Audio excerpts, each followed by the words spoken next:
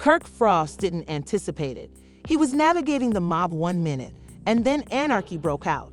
Cameras flashed, fans screamed, and then, bam! A figure sprung at him, causing him to lose his equilibrium. The energy in the air transformed from exhilaration to absolute panic. It was too late when security hurried in. The damage was already done. Everyone was shocked by what transpired in those brief moments. Was this an isolated incident, or was there a deeper, more intimate connection? And why did it occur at this very moment, when there were already rumblings about Kirk leaving Love and Hip Hop? Fans are going crazy about the video, which is currently making the rounds online. Some claim it was a crazy fan out for vengeance. Some others think this was prearranged, a revenge move connected to the turmoil that goes on behind the scenes. What is the true tale, though? Keep an eye out, because what we're going to disclose will completely alter the situation. After all, Kirk Frost had spent his entire career on drama, so he was accustomed to it. Nothing, however, could have prepared him for what transpired that evening. It was meant to be a typical night out, simply another public appearance. Since the rumors about his departure from Love and Hip Hop began to circulate, he had been maintaining a low profile. Everyone wanted to know the truth. The blogs were burning and fans were chatting. Kirk, though, he had remained silent, allowing conjecture to run amok. Perhaps that was his error. Perhaps keeping quiet had only made the situation worse. Because he had never experienced anything like what came next. It was a full house. Kirk was going through the venue, playing it cool as usual, while a mix of industry insiders, influencers, and ardent Love and Hip Hop fans gathered. Despite the issues, he had his devoted followers, and his name still held weight. However, there was tension in the air. Something didn't feel quite right. Earlier that day, Rashida had cautioned him. She'd said, "People are mad, Kirk." This whole VH1 situation got them feeling some type of way. He dismissed it, assuming she was exaggerating. But in hindsight, perhaps he ought to have paid attention. When he saw several admirers observing him too intently, it was the first indication that anything was off. He didn't think much of it at first because he was accustomed to people pointing, muttering, and gazing. It was a given. However, these ones were distinct in some way. They weren't merely admirers. They were outraged, nearly furious. Their faces showed it to him. Kirk didn't like the expression in the eyes of one of them, a man in his late 20s. There was something in the works. Kirk's phone buzzed in his pocket at that very time. A message from an unidentified number. "You believe you can simply ignore this?" He scowled. In an attempt to determine whether someone in the crowd had just sent him that message, his gaze quickly returned to the crowd and scanned faces. He had a gut feeling that this was something genuine, not simply a troll on the internet playing games. His heart began to race, but he suppressed the emotion. This was a public area and an event. Surely nothing could go wrong here. Then it took place. At one point, Kirk was introducing himself, shaking hands, and acting like the unconcerned reality star. Then the security barrier was breached by the same individual from the crowd pushing forward. No warning was given. Don't yell. Not a threat. There was only a rapid, abrupt movement, a fist flying, an arm swinging, and before Kirk could react, his face erupted in anguish. The hit was so strong that he staggered back. The air was filled with gasps. People let out a shout. Despite the influx of security, the attacker continued to operate. He screamed something that was lost in the confusion and lunged once more, attempting to seize Kirk. Every second was captured by flashing cameras. They were taping on their phones. The clip would spread like wildfire in a matter of minutes. Before security took over, Kirk had little time to comprehend what was occurring. As the man battled, his voice finally broke through the din as they pinned him to the ground. He shouted, "You ruined everything." His outburst, "You lied," chilled the crowd. This was a personal act, not just any violent crime. Blood dripped from Kirk's lips corner. His thoughts were racing. Who was this man? What did he mean when he said that it ruined everything? The police arrived on the scene and pushed past the bystanders before he could even gather himself. They dragged the man away while he continued to scream. Kirk, tell the truth. Before he knew it, Rashida stood at his side, her face tense with anxiety. She said urgently, Kirk, are you okay? But he could hardly hear her. His ears were still ringing and his heart was still thumping. Wincing, he wiped the blood from his lip. It had all happened so quickly. Too quickly. Then it dawned on them that the cameras were still in motion. Speculation was already rampant on the internet, and it wasn't merely an assault. It was a message. However, from whom? Why now too? The police began to question. Witnesses were speaking. As they shoved him into a police car, the attacker continued to yell in the background, his remarks becoming increasingly desperate. You can't hide forever. Kirk and Rashida exchanged glances. Both of them realized that this was not the end. This was only the beginning, if anything. Kirk sat in his car later that night, looking at his phone. The video was widely shared on gossip blogs, Instagram, and Twitter. Millions of people had already viewed clips of the attack. However, Kirk wasn't concerned about it. The DMs were pouring in. Burner accounts were the source of dozens of communications. Watch your back. You think we forgot? This is just the beginning. His blood froze. He was experienced enough in the field to recognize when something was merely online chatter. And this, it felt strange. Someone had a point to make.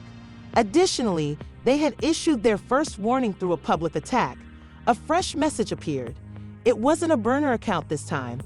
It was an old friend Kirk hadn't spoken to for a long time. You must get out of town because they are coming for you. Now, Kirk said, his fists clenching around the phone. How had he put himself into this situation?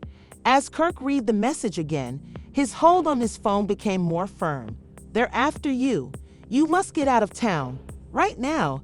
His ears throbbed with his heartbeat. This was no ordinary troll. Someone who had been close enough to the event to convey a warning was someone who knew something. However, in what circumstances? Yes, Kirk had many adversaries in the business, but this? It felt strange. This was more than just a snubbed business deal gone awry or industry politics. It was a personal matter. He was brought back to the present by Rashida's voice. She was holding on to the steering wheel and looking at him with a mixture of worry and rage. Kirk, we must speak. Right now. Since the incident, she had been silent, but he could sense she was suppressing something significant. With a sigh, he locked his phone and turned to face her. He rubbed his jaw where the punch had fallen and mumbled, Go ahead. Who was that man? She insisted. Kirk, he knew you. He wasn't merely an insane fan. What on earth is happening? Kirk looked out the window and let out a breath. He wanted to dismiss it, act calm, and tell her it was a purely coincidental incident. But he was wiser. Rashida was more aware. She had spent too much time with him and witnessed too much. I'm not sure, he said. However, I feel uneasy about this. Rashida shook her head and scoffed. An unpleasant sensation. Kirk, you were attacked right in front of everyone. This is serious. It's not just a bad feeling. And now messages are asking you to get out of town. That was sent by whom? After hesitating, Kirk turned his phone so she could view it. Her eyes widened as soon as she read the name. Hold on. Do you still communicate with him? Kirk gave a head shake. No, it's been years since I chatted with him. This was unexpected. Rashida sharply exhaled and tightened his hold on the wheel. Kirk, you have to speak up. I don't like where this is going, and I'm telling you that right now. Kirk rubbed his hands over his face while leaning back in his chair. He didn't even know where to begin. However, it was evident that this was not the end. Kirk awoke the following morning to anarchy. The headlines were all over his phone, which had been buzzing all night. KPURD on camera. KirkFrost attack by enraged fan and ex-LoveAndHipHop star targeted. Was this a CTUP? As he read the stories, his stomach turned as he read. The real reason Kirk Frost was attacked. Shocking VTLSENERG. None of them had any concrete answers, but they were all making assumptions about what had transpired.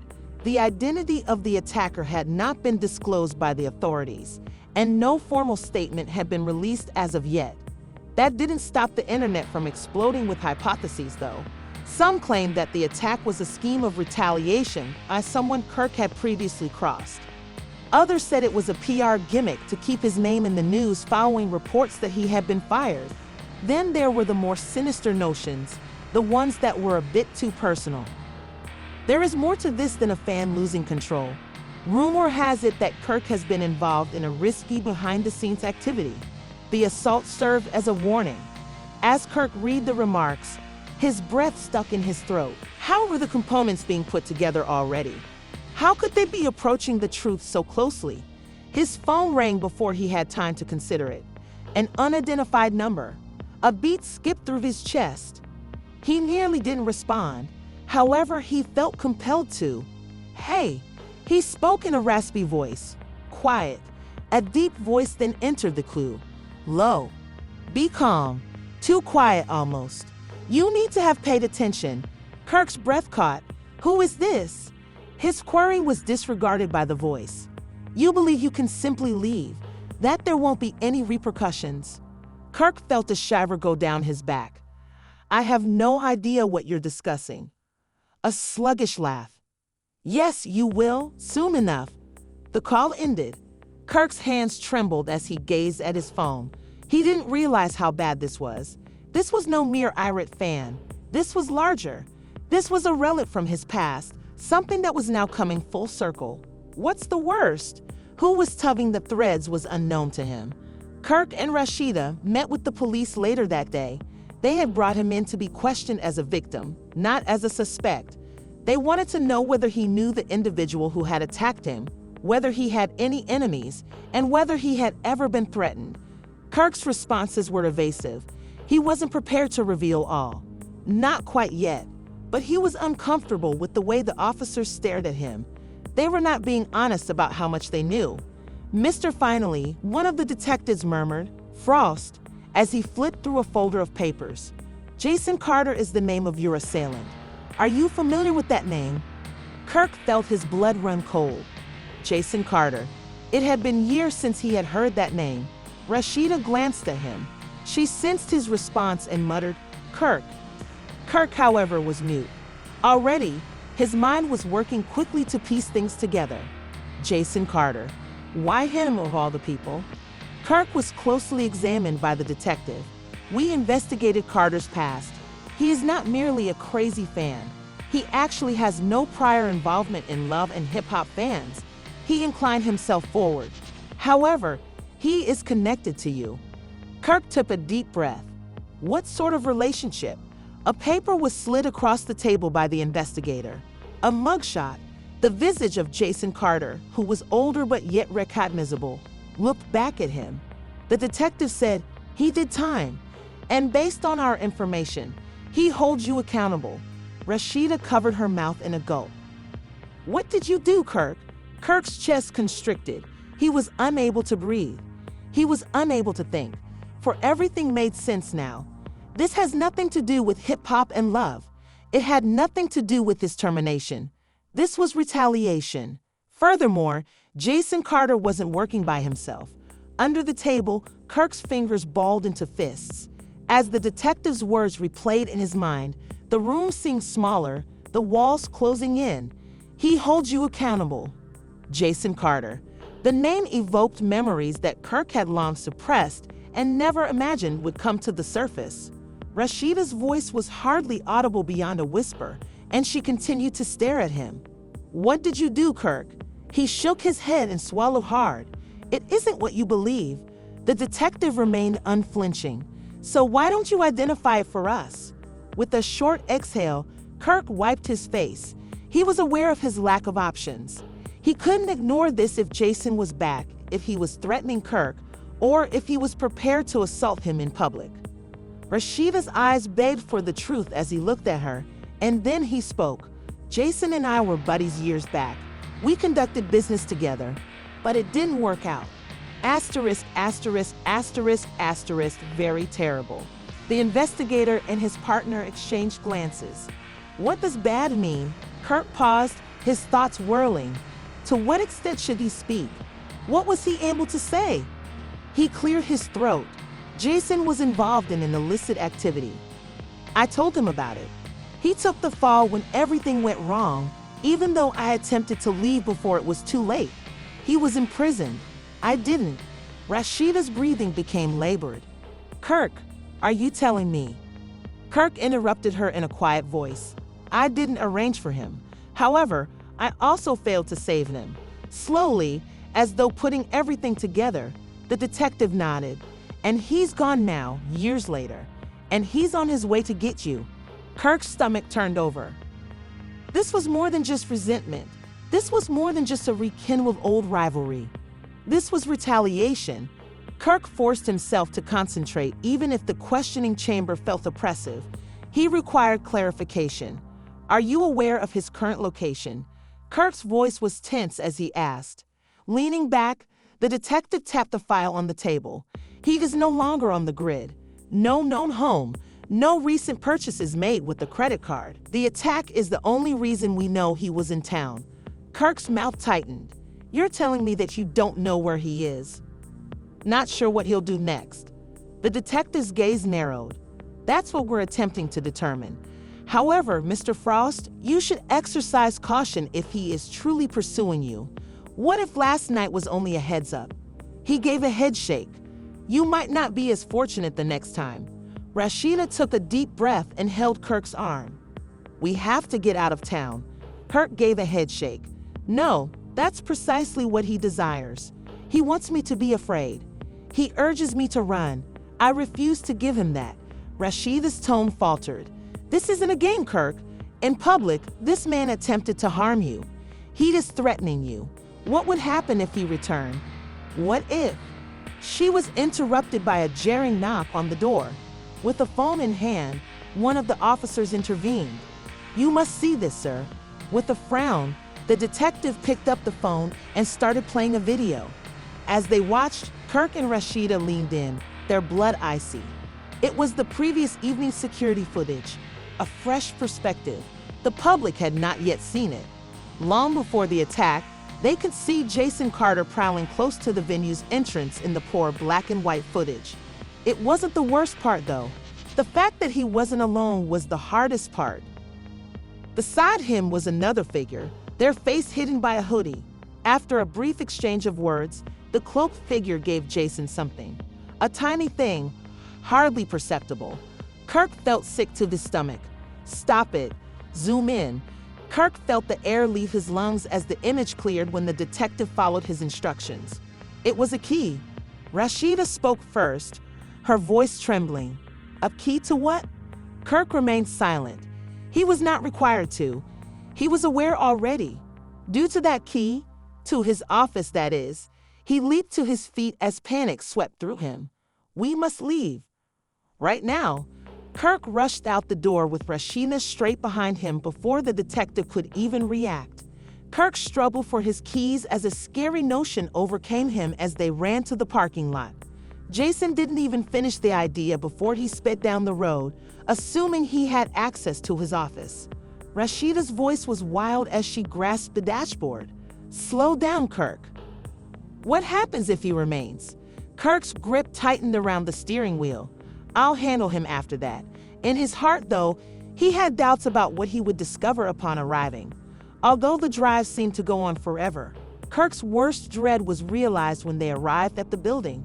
His office door stood open, not activated, not coerced, simply unlocked, like someone had just strolled in. Rashida took hold of his arm. Wait, Kirk, the cops should be called. Kirk gave a head shake. No time. With his heart racing, he pulled the door open and entered.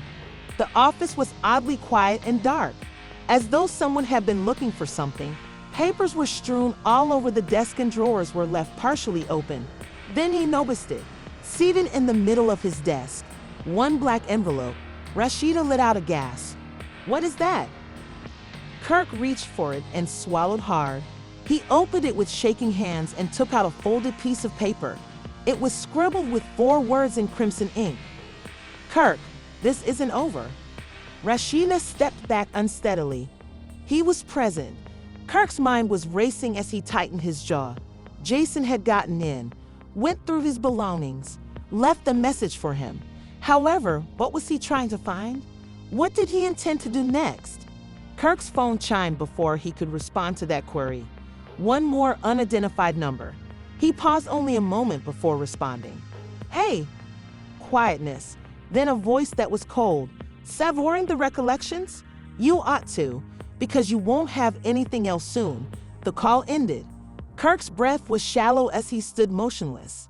Rashida's face was pale as she gripped his arm. One thing became horrifyingly obvious in that instant. Jason Carter wasn't merely seeking retribution. He had returned to ruin Kirk's life. As the call ended and the eerie silence lingered in the air like a ghostly whisper, Kirk's hold on the phone grew tighter. He felt as though his heart may explode from the force of its beating. Rashida's voice trembled as she whispered, her nails digging into his arm. What does he mean, Kirk? Which memories?